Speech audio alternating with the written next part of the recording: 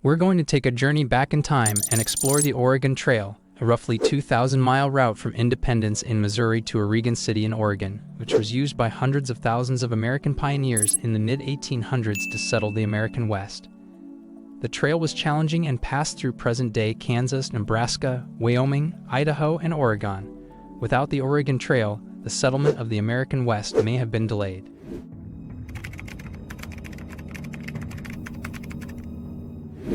In 1803, President Thomas Jefferson embarked on an ambitious mission, sending Meriwether Lewis and William Clark on an expedition to uncover the uncharted territories of the American West. They were tasked with exploring the mighty Missouri and other rivers in the regions of Columbia, Oregon, and Colorado, uncovering connections to the Pacific Ocean for commercial purposes. At the time, the United States had just secured the Louisiana Purchase from France, which included an abundance of untapped land. Meanwhile, the territories from California to Texas were under the domination of the Spanish Empire, and the Oregon country was an unclaimed land waiting for those who dared to settle it. The first land route across the present-day continental United States was mapped by the Lewis and Clark expedition between 1804 and 1806. Initially, Lewis and Clark believed that they had found a practical overland route to the Pacific Ocean. However, the two passes they found through the towering Rocky Mountains, Lemhi Pass and Lolo Pass between Idaho and Montana, turned out to be too difficult for prairie schooner wagons to pass through without significant road work. Yet their pioneering spirit set the stage for the next phase of Western expansion, as between 1811 and 1839, a small but vital trail was forged by intrepid fur traders and trappers. This narrow trail, only accessible by foot or horseback, would serve as the gateway to the American West, leading to one of the most thrilling chapters in American history. The Great Plains, the vast flat area in front of the Rockies Mountain, were widely considered as an inhospitable wasteland, barren and unfit for human habitation. Other expeditions had labeled it as the Great American Desert due to the lack of timber and surface water in the region. These perceptions led to the Great Plains being disregarded as a potential area for settlement and were designated as off-limits for homesteading, with the U.S. government envisioning it as a reserve for Native American settlements. The Oregon country, on the other hand, was viewed as a land of opportunity, ripe for the taking. With its fertile land, healthy climate, extensive forests, bountiful rivers, and potential seaports, it was considered as the next frontier for expansion. Though it had a small number of British settlers, it was perceived as a land with minimal obstacles. At that time, yellow fever and malaria were common in much of the Missouri and Mississippi River drainage.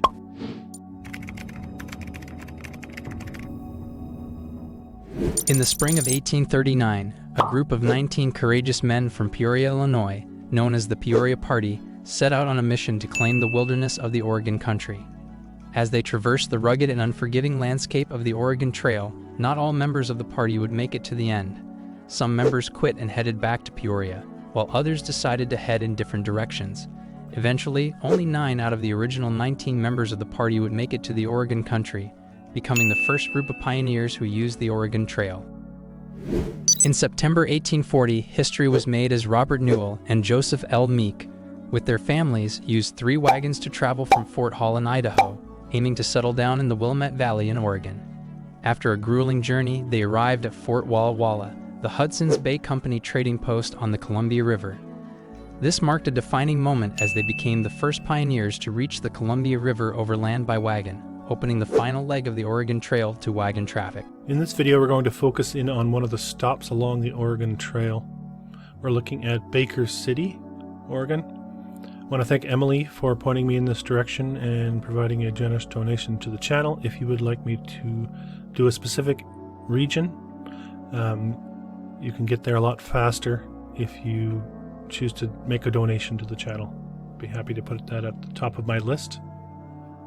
And if you're familiar with my work, you'll know that I do believe we are living in a post-cataclysm realm, and some of the stops along the way of the Oregon Trail, such as Chimney Rock, pictured here, give us an indication of the landscape of that barren region mentioned.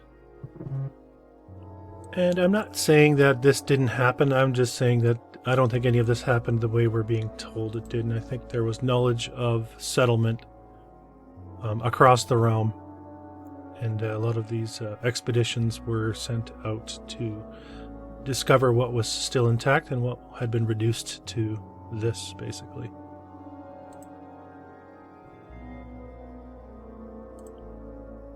Just a couple of close-ups of the Chimney Rock area, giving you an idea of the geology, air quotes, that you might find there.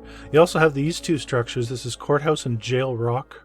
Now, these are all quite famous stops along the Oregon Trail that you can check out as you proceed there, but looking a lot like many of the visuals I have shown in previous videos on this being a post-cataclysm realm, and this is certainly not the slow recession of an ice cap from the last ice age.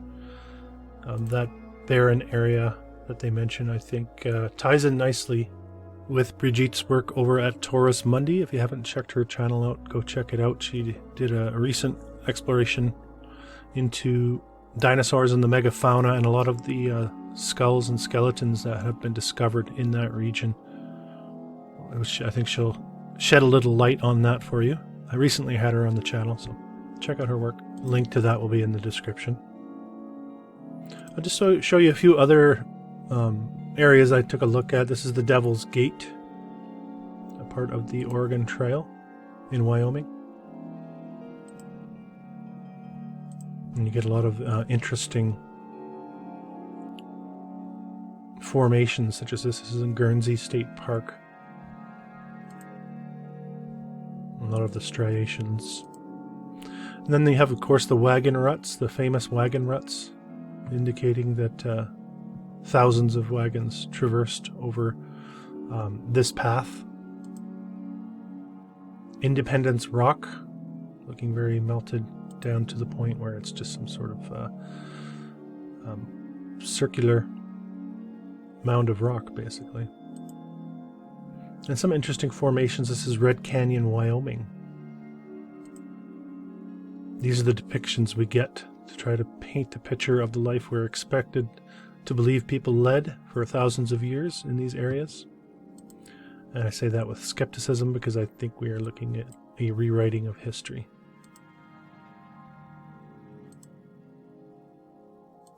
Just some of the formations along the way. This is Scotts Bluff.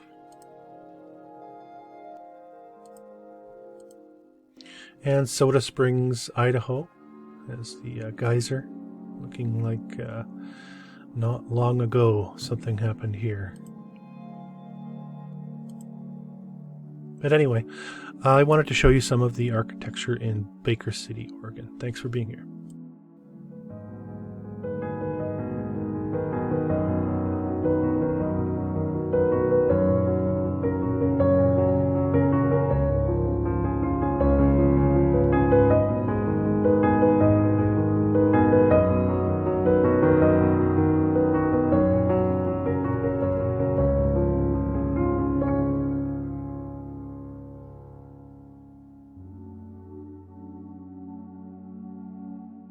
And Baker City getting its name due to the bakeries along the trail, believe it or not. Well known for all sorts of treats, I guess. Population demographics for Baker City. You can see modern day we're at 10,000. We go back to the turn of the 20th century. We're just over, well, we're almost at 7,000. We're a very small city or town, probably a town, technically. And your expectation wouldn't be to see too much in the way of architecture as far as stone and brick goes. In fact, the expectation should be something along the lines of what we're seeing here with these false front wood buildings and mud roads. But when we look a little closer at the architecture, we get a glimpse of the building materials that were put to use in Baker City, suggesting that we're probably looking at settlement and architecture that's been around for longer than we're being told, and we've got a false start narrative attached to this, just like everywhere else we look. You get some of these early looks, and you can see the train track coming right down the middle here. So as I say in many of my videos, it doesn't really seem to matter the size of the location. They all had these trolley cars in their towns, which infrastructure-wise makes very little sense for what we're being told for the size of the location. Also very, very wide streets, as you can see here. You can't quite make out what the roads are made of, but it looks very smooth at this point. Possibly paved over for the motor cars, but this is early. You got a horse and buggy, a motor car in the background, and of course you're seeing the typical old world architecture, despite the size of the location again. This is the Bishop's building, so very heavy stonework going on here in Baker City. The Shoemaker building, couldn't find much more on that, but again showing us the stonework that was so prominent. And I did do an estimate in a previous video indicating that the number of people involved in construction was around 1 to 2%. And that would mean a city like Baker should have had about 60 or 70 people involved in the building trades at the turn of the century. And that includes all building trades, not just stone and brick. And of course you'd expect to see all sorts of gentlemen's clubs in these locations, helping them get on their feet. We have an Oaks Temple here. Couldn't find any other evidence of that one. We also have a public library, Carnegie Library, one of the several thousand Carnegie libraries that Andrew Carnegie endowed, we're told, and they were all built in record time, of course. City Hall here in the background. We'll take a closer look at that as we move forward. And there it is. Built in 1903, so you got a very busy decade from 1900 to 1910, as you'll see moving forward. And again, remember, there's less than 7,000 people living in Baker City, and not a lot of growth during that decade either. You got 1% growth, so the city population increases less than 100 people over that decade. But during that time, with very minimal growth, they're building these types of structures. You also see the basement, so there's an indication of excavation and very heavy stonework you can see in the modern day. Very precise, very highly skilled work going on here.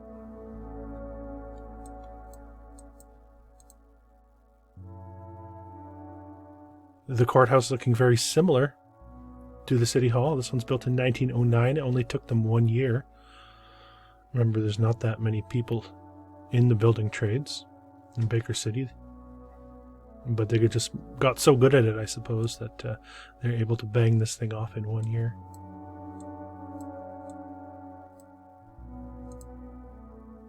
This is an interesting postcard too. This has the look and feel of something that's been dug out and dusted off, not necessarily something that's just completed. And of course the postcard here says new courthouse, so we're supposed to take that at face value, I suppose. The Geyser Grand Hotel, this one built in 1889, and there's just over 2,000 people living in Baker City. Of course, they don't tell us how long it took to build. They rarely do with these things. Apparently it's been refurbished. It was on the edge of being demolished, and it was sort of saved, and I think the tower was removed at one point, and they rebuilt this portion. Probably a really nice place to stay if you're going to Baker City. But there's a look at what it once looked like. You can see the big awnings, which we so often see, and some low windows here as well. Just a look at some of the glasswork on the interior. So it's nice to see that one still stands, and it is a hallmark for tourism in Baker City. I found this one too, the Heilner Depot department store. Couldn't find really a date. They just say it was built sometime in the late 1800s. And very interesting looking architecture again for such a small location. The old high school, apparently also built in 1889. And very little evidence of this or information on this structure exists anymore as well. But even in Baker City, they knew how to do the mansard roofs and the stone structures, the basements. Narrative always tends to repeat. Here we have the Knights of Pythias Castle, speaking of gentlemen's clubs. And if you're not familiar with the Knights of Pythias, I have come across them in previous videos. You can see here they were a fraternal organization founded in Washington, D.C. in 1864. First organization to receive a charter under an act of Congress. The order was founded by Mr. Justice Rathbone. Anyway, just another organization to add to the list. And of course, it's all about community and strengthening community and ties and all the rest of it. They all claim the same thing, but they all have their own secrets and they look out for each other. That's a large part of being in one of these fraternal orders. The stonework, interesting, looking almost bubbly, crispy, bubbly, almost like it's been exposed to some heat. Maybe we'll get a better look at that here. We get a bit of what almost looks like scorching. Very interesting looking textured stone on this structure, and then very smooth. Not something that you should expect to see at this location in Baker City. But they built Pythian castles in Baker City. And just a quick look at some of the symbolism involved with these gentlemen. Charity, benevolence, of course, always seems to be. And a castle on the hill as well. Moving on, though, there's that library, once again, a Carnegie Library, 1909, it's built. It's the same year as the courthouse. So they're just doing multiple stone builds with less than 7,000 people. I dug this one up. It's supposed to be 1898, I believe.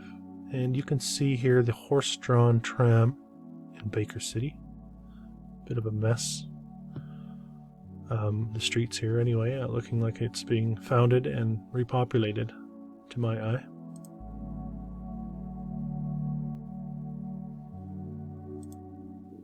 And several churches as well. The Methodist Church, couldn't find a date on that one. So I did sort of grab whatever I could for visual evidence. Here we have the Normal and Business College young ladies that are taking courses at the business college, how to teach the normal way to approach the world, the normal way of thinking, part of the normal schools. There's another horse-drawn tram. This is supposed to be President Harrison. A few more of the teachers. There's that shoemaker building again, still standing in the modern day. I just want to showcase the stone. Of course, they always give us the date front and center. The St. Elizabeth Hospital. Let's see here, I believe it is gone in the modern day. Of course, if you know anything about the area, let me know in the comment section below.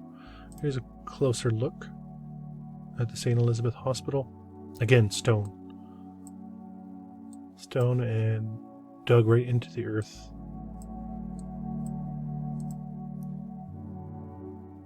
So you're probably wondering, and especially Oregon, which is supposed to be lumber prominent industry-wise, why so much stone? Should have been easy to get all sorts of lumber there. The St. Francis Academy, built in 01. Large structure, no other evidence of this one. The Catholic Cathedral, 06 to 08. Busy bees here in this decade in Baker City. Also was called Baker without Baker City for a while, then it switched back and now it's Baker City again. But this is giving you a sense of the how good they were with the stone in Baker City. They must have had a group of immigrants, right? European immigrants that did all this. That's what they'll tell us. Was there really a need for a stone cathedral in Baker City? A quick look at the interior. No doubt that's been heavily sanitized, whitewashed. Just my speculation, but I've seen it many times. St. Francis Hospital. It says St. Elizabeth here, but the other one also was St. Elizabeth, and I have this one as St. Francis in this postcard. So I'm assuming maybe this one's mislabeled, but not sure. But a nice looking structure as well. So there's just a handful of buildings to be found in this very small town of Baker City along the Oregon Trail. What do you think? Found it? Thanks for watching. This has been an old world exploration.